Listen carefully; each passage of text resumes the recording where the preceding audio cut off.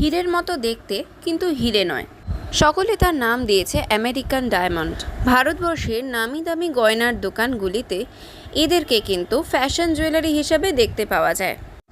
Anti tarnish অর্থাৎ কালো হয়ে যাবে না বা রং উঠে যাবে না, এই কারণে আমরা এই টাইপের গয়নাগুলিকে বেশ পছন্দও করে থাকি।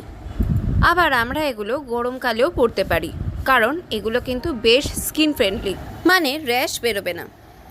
দেখতে ভারী ভারী মনে হলেও এরা কিন্তু বেশ হালকা হয়, অর্থাৎ লাইট ওয়েট। এবার তোমরা ভাবছো তো যে এই কথাগুলো আমি এতক্ষণ ধরে কেন বলছি। এখন এই টাইপের সুন্দর সুন্দর জুয়েলারিগুলো কিন্তু তোমরা হাতে ঘরে বসেই পেয়ে যেতে পারো। একটা ফেসবুক পেজ আছে যেখান থেকে তোমরা এই সুন্দর সুন্দর গয়নাগুলো বাড়িতে বসেই পেয়ে যাবে হাতে। আমি ডেসক্রিপশন বক্সে পেজের লিঙ্কটা দিয়ে দেব, আর ভিডিওর একদম শেষে পেজের ফোন নাম্বার আর নামটাও বলে দেব। তোমরা চাইলে পেজটা ফলো করতে পারো আর ওখান থেকে পারচেসও করতে পারো। জিনিসগুলোর কোয়ালিটি কিন্তু খুবই ভালো। জাস্ট দেখো, ভিডিওটা ভালো করে দেখলেই বুঝবে যে কি সুন্দর চকচক করছে, একেবারে আসল হীরের মতো। এখন যে জিনিসটা তোমরা দেখতে পাচ্ছ, জাস্ট দেখো, এটা কিন্তু একটা সেট রয়েছে, পুরো একটা গলার হার, তার সাথে দুটো কানের দুল, আর তার সাথে একটা ফিঙ্গার রিংও রয়েছে।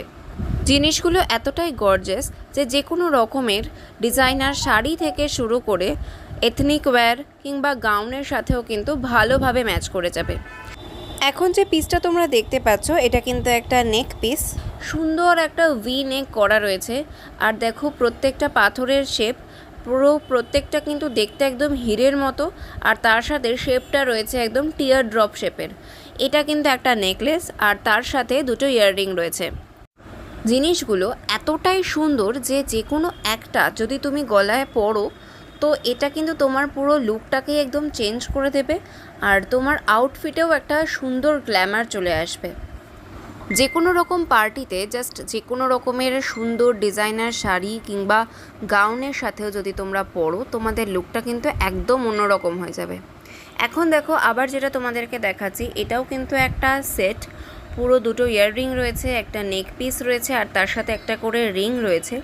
এইটা কিন্তু পান্না গ্রিন কালার, লাইটের এফেক্টের জন্য একটু অন্যরকম আসতে পারে, কিন্তু এটা পান্না গ্রিন কালারের ওপরে রয়েছে। ভীষণই সুন্দর আর ভীষণ এলিগেন্ট একটা পিস।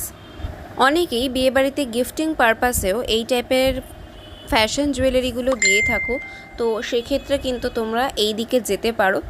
ভীষণই সুন্দর প্রত্যেকটা কালেকশন, আর ফিনিশিংগুলো কিন্তু জাস্ট অসাধারণ।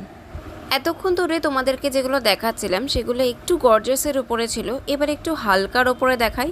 আচ্ছা, প্রত্যেকটা জুয়েলারি আছে কিন্তু রোডিয়াম প্লেটিংয়ের ওপরে। রোডিয়াম প্লেটিং মানে জিনিসটা কিন্তু কখনোই রং উঠবে না।